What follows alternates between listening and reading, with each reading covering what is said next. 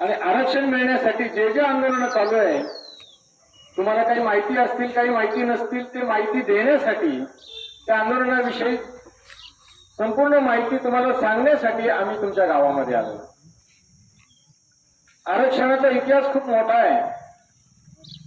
मराठा समाज हा शेती करणारा आहे, हा कुणबी समाज आहे आणि शेतीवर अवलंबून असल्यामुळं लहरी निसर्ग, शासनाची धोरणं आणि बाजारपेठ, त्याच्या अडीअडचणी या सगळ्या गोष्टीमध्ये पिचून निघून निघालेला शेतकरी तो त्याची पिढी जाते. पण जेव्हा तो मुलं शिकवतो, मुलं शाळेत जाताना शिकतात, ग्रॅज्युएट होतात, कोर्सेस करतात, पण पुढे नोकरी आहे का? धंदा पाण्याला कर्ज पाणी आहे का? तो बेरोजगार होतो, व्यसनाच्या आहारी जातो आणि मग आई वडिलांचं स्वप्न भंग पावतं. आई वडिलांचं स्वप्न पण साकार झालं पाहिजे, त्याला रोजगार मिळाला पाहिजे, नोकरी मिळाली पाहिजे, शेतीमालाला बाजारभाव मिळाला पाहिजे आणि त्याला सुखाचे 4 दिवस मिळाला पाहिजे. या उदात्त हेतूने आरक्षणाचा जन्म झालेला मित्रांनो. त्याचा थोडक्यात तुम्हाला इतिहास सांगतो. 1972 साली दुष्काळ पडला. 72 नंतर 1978 साली दुष्काळ पडला आणि जेव्हा 78 साली दुष्काळ पडला, पूर्ण महाराष्ट्र होरपळून निघाला. ज्या वेळेला शेतीवर अवलंबून असणारे जेवढी शेतकरी कुटुंब होते ते नवरा बायकोसह पुण्याला गेले, मुंबईला गेले, नागपूरला गेले, मोठ्या मोठ्या शहरात आश्रयाला गेले. आणि त्या शहरात जाऊन काय केलं त्यांनी? ज्या माझ्या माता माऊली भगिनी होत्या त्या धुणे भांडे करायच्या, झाडलोट करायच्या, फरशी पुसायच्या, फक्त पोट भरण्यासाठी काम करायच्या. आणि जी पुरुष मंडळी होती ते शहरामध्ये हमाली काम करायचे, झाडलोट करायचे.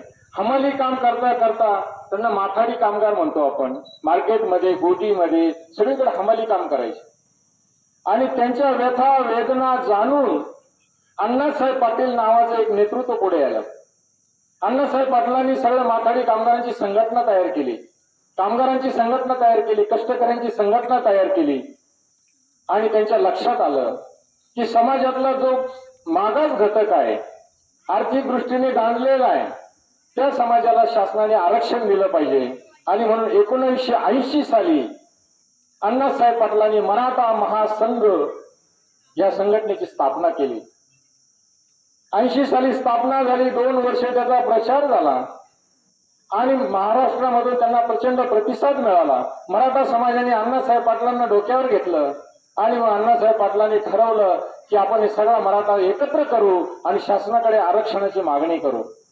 आणि म्हणून त्यांनी महाराष्ट्र पिंजून काढला, गावोगाव सभा घेतल्या, प्रत्येक मराठ्याला जागे केलं आणि पहिला विधानसभेवर मोर्चा काढला. ती तारीख होती 22 मार्च 1922. 22 मार्चला त्यांनी मोर्चा काढला विधानसभेवर.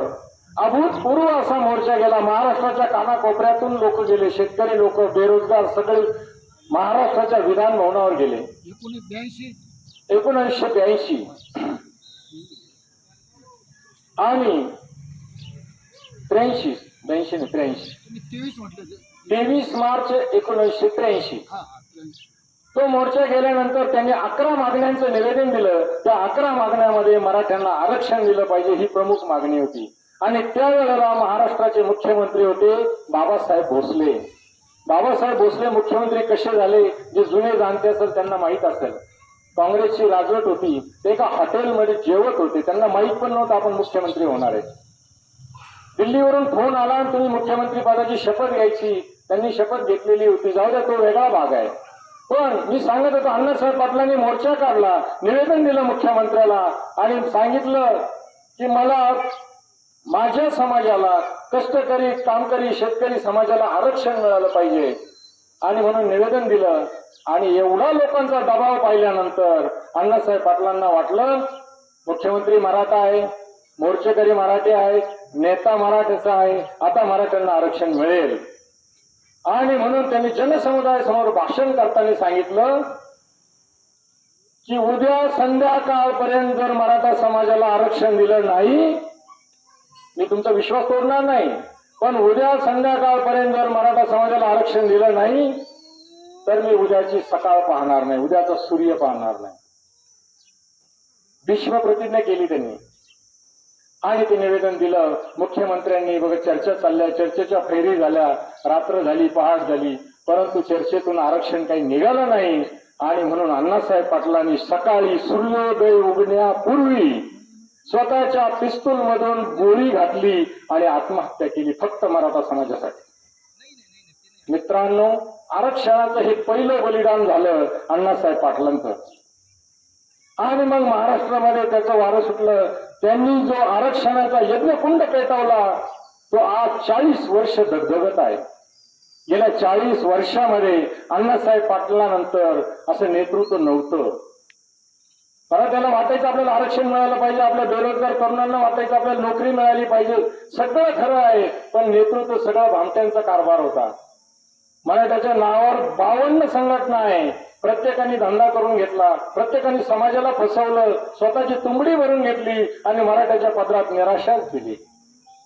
परंतु मित्रहो, असं म्हणतात, यदा यदा हि धर्मस्य ग्लानिर्भवति भारत अभ्युत्थानम धर्मस्य तदात्मानं सृजाम्यहम्.